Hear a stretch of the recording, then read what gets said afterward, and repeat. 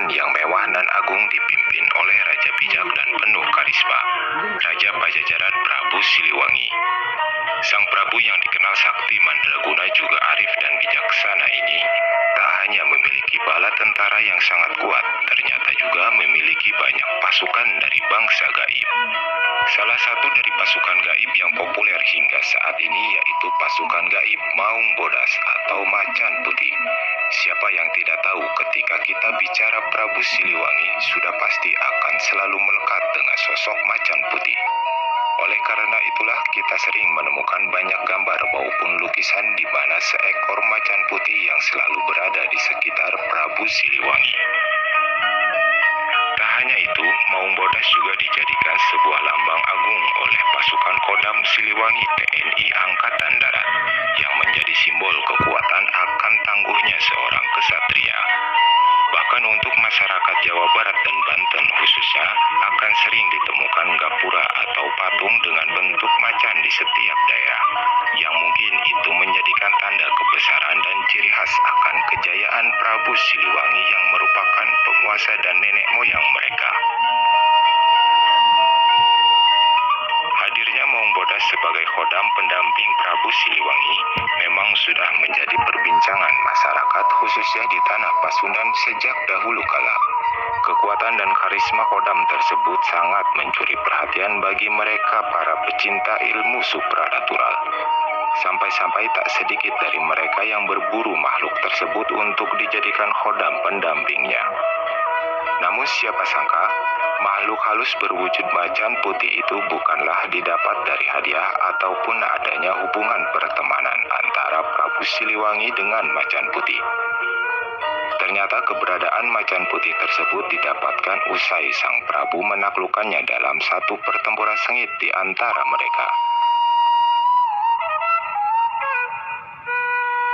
Diketahui macan putih yang dimaksud ini adalah seorang raja harimau penguasa alam gaib yang memiliki ribuan pasukan sejenisnya yang tersebar di seantero Pulau Jawa. Oleh karenanya dipercaya jika Prabu Siliwangi mampu menguasai semua kekuatan gaib yang berwujud harimau atau raja dari penguasa harimau gaib setanah Jawa. Menurut cerita rakyat yang sudah melekat secara turun-temurun, kisah awal mula Prabu Siliwangi memiliki pendamping harimau putih ini bermula ketika Prabu Siliwangi sedang melakukan sebuah pengembaraan, yang kala itu beliau belum menjadi penguasa Pajajaran. Prabu Siliwangi memang dikenal seorang yang suka melakukan pengembaraan. Meskipun di tengah tugasnya sebagai raja besar pemimpin sebuah kerajaan, ia pun kerap melakukan pengembaraan dan menyamar menjadi rakyat biasa dengan melepas atribut serta identitas kerajaannya.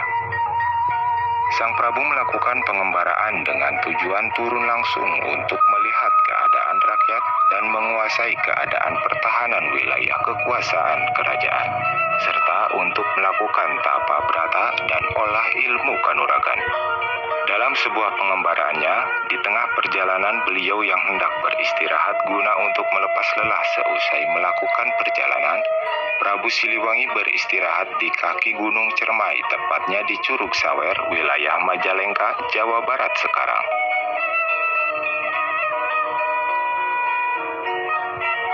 Ketika sang Prabu hendak beristirahat, tanpa disangka tiba-tiba sekawanan macan putih gaib datang dari berbagai arah. Lalu mereka menghadang langkah sang Prabu dan siap untuk menerkamnya. Yang sebelumnya macan-macan tersebut tidak mengetahui bahwa orang yang mereka hadang itu ialah Prabu Siliwangi. Prabu Siliwangi yang saat itu hanya seorang diri dan tanpa senjata, diserang oleh para pasukan gaib macan putih tersebut. Namun karena memang Prabu Siliwangi dikenal sangat sakti mandraguna, tidak satupun sekawanan macan itu yang dapat melukai tubuh sang Prabu.